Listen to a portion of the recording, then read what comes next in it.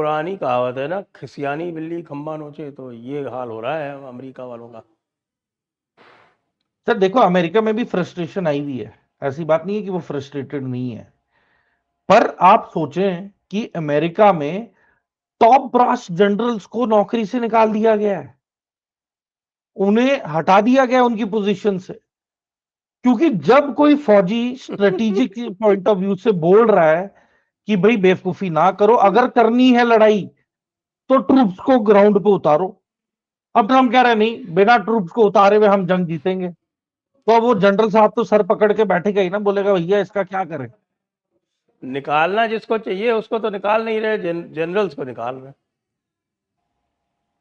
और जो कह रहे हैं कि बंदे भेजने पड़ेंगे ऑन ग्राउंड, सर आज तक कोई जंग नहीं जीती गई है जिसपे सिपाही ग्राउंड पे ना उतरे हों। बॉडी बैग्स होंगे, कैजुअलिटीज होगी। और अरे ये वो नहीं तो कि वेनेजुएला का एग्जाम्पल देता है ना मेजर साहब।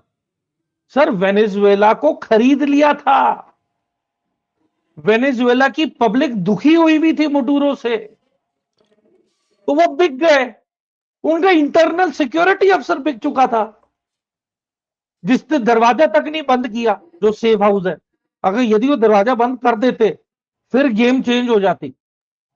यदि वो सेफ हाउस के अंदर मुडूरो घुस जाता और जो 1.5-2 फुट का जो न्यूक्लियर वाला जो शेल्टर है जिसके अंदर वो जा रहा था, यदि वो दरवाजा बंद हो जाता, मैं आपको बता रहा हूं बहुत बड़ी एम्बैरेसमेंट होती है अमेरिका के लिए। उस दरवाजे को ही खोलना, तोड़ना एक अलग ही महाभारत है सर। या तो आप इलेक्ट्रॉनिकली उसके सिस्टम के अंदर इन्वेड करके उसे खोलोगे, या फिर आप लेजर कटिंग डिवाइसेस यूज करोगे, या फिर उसे ब्लास्ट करोगे। और अगर ब्लास्ट भी करना तो बहुत ज्यादा एक्सप्लोसिव की जरूरत है। इर्द गिर्द जो ढांचा है, स्ट्रक्चर है, वो टूट के अंदर ना गिर, अंदर की तरफ गिर ना जाए, दफन ना हो जाए। बहुत सारी चीजें होती हैं। ये तो जो सिक्योरिटी ऑफिसर वेनेजुएला का बिक गया, उसने अकेले सिंगल हैंडेडली अमेरिका को ये जितवाया है लड़ाई वेनेजुएला के खिलाफ। वरना रशिया चाइना तो इधर भी पूरे तौर से पहुंचे हुए थे, तैयार थे वो तो।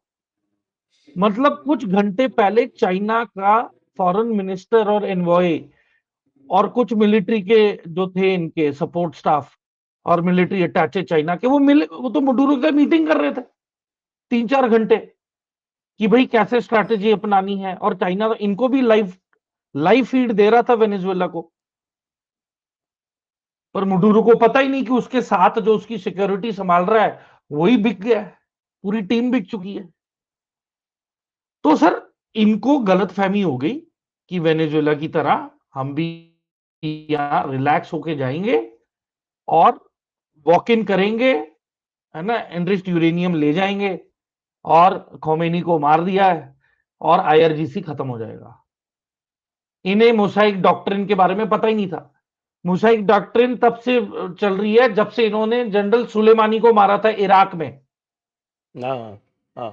तब से मोसाइक डॉक्ट्रिन पे लारीजानी काम पे लग चुका था कि भाई ये तो हमारे टॉप जनरल्स को खत्म करने लग गए हैं, खुदा ना खास्ता पूरी लीडरशिप चली गई तो बचेगा कौन। और ये इन्होंने हिजबुल्ला से सीखा। जब हिजबुल्ला का जो टॉप ब्रास था नसरल्ला, नसरल्ला को जब इन्होंने मार दिया, तब इन्हें अकल आई कि भाई मोसाइक डॉक्ट्रिन इंप्लीमेंट कर दो।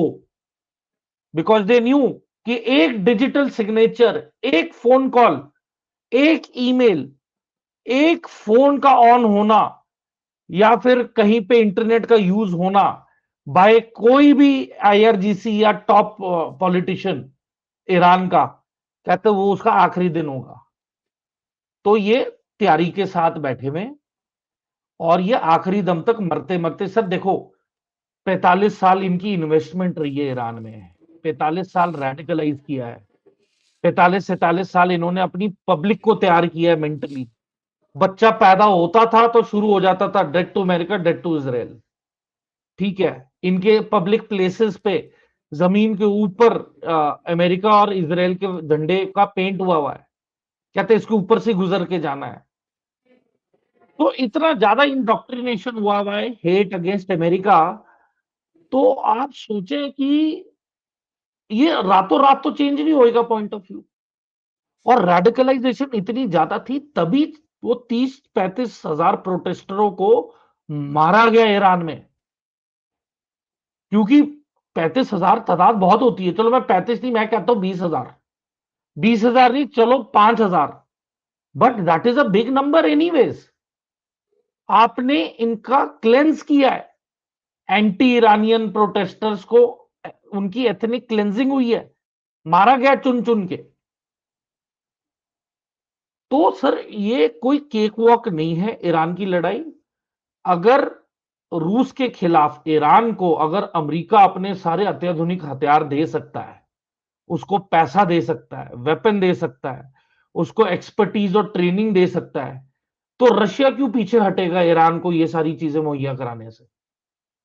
चाइना क्यों पीछे हटेगा जब उसे पता है कि ताइवान का जो वन चाइना पॉलिसी है वो अमेरिका वायोलेट कर रहा है?